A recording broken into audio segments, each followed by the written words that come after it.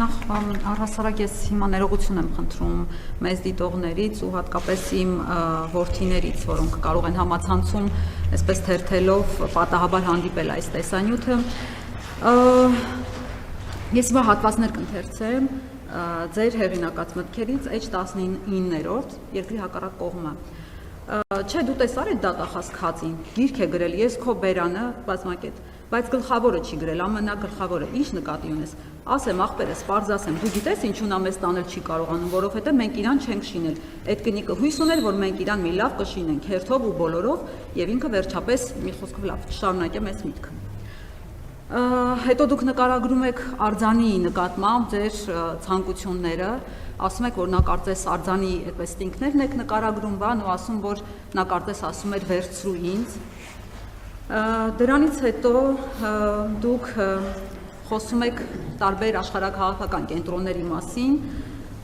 միևնույն է, մեջբերում եմ էլի հատվածը։ Միևնույն է, ամերիկացիք գ են, եվրոպացիք էլ, դառնացած ասած Մարկոն։ Ռուսները նույնպես, որպես հետգրություն ավելացրեցի ես։ Դուք, որ Ռուսաստան գնում եք, ասում եք Պուտինին, ինչ կարծիք ունեք իրենց մասին։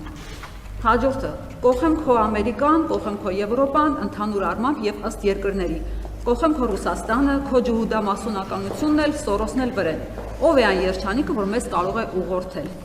Թրամփի այդ հանդիպումներում այս մասին ասում եք, արծարծում եք, թե չեք ասում։ Եվ ինձ համար ամենատարակուսելին, անկեղծ ասած, պատերազմի դրվագում ձեր նկարագրություններ, էլի մեջբերում եմ։ Ամենահրեշավոր պատերազմը այն է, երբ նրա աղմուկ աղաղակը խեղդվում է ծափ ծիծաղի, երկու բարի, երաժշտության ու համերգների, պարգևների ու օվացիաների խառնիճաղան ճխորի մեջ։ Այդ ալիքների տակ է, որ խլանում են գերվածների հառաչանքները, զոհերի մայրերի, քույրերի կանանց ողբը, ովքեր իրենք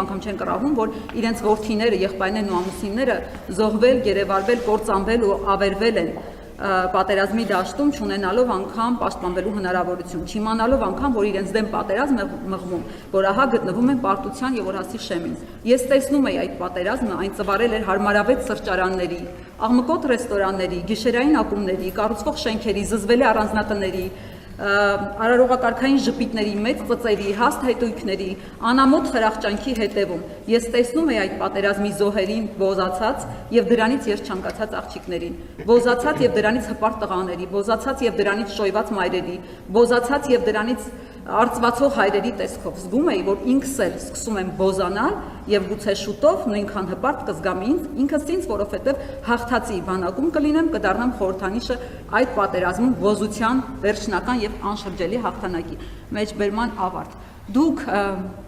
նախորոք պլանավորել եք այս ամենը, պարոն Փաշինյան, այս նկարագրությունը, որ հետո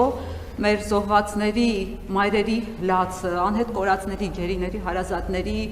մեղմ ասած ողբը պիտի խլացվի ձեր զարգաց թմբուկների, ձեր կազմակերպած ֆեստիվալների, ձեր այս խրախճանքների, քեֆերի աղմուկի մեջ։ Այս ամենը պլանավորված է ձեր պարգևատրումների, որի մասին նույնպես խոսել եք։ Շնորհակալ եմ հարցի համար։ Ես ուզում եմ ձեզ ասել, որ եթե դուք տեղյակ չեք իհարկե, որ աշխարհում կա այդպիսի երևույթ, որը կոչվում է գրականություն։ Եվ այն ինչը դուք մեջբերում եք, մեջբերումներ են երկրի հակառակ կողմը վեպից, որը ես ինքս հրապարակել եմ իմ նախաձեռնությամբ եւ հրատարակչի գուցե նախաձեռնությամբ 2018 թվականին։ Ես դա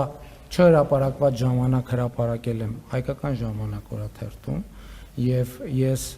ձեզ խորհուրդ եմ տալիս, եթե այդպիսի հետաքրքրություն կա,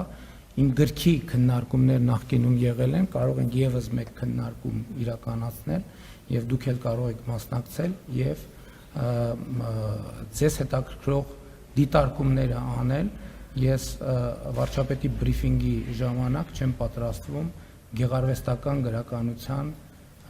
դրվագներ քննարկել։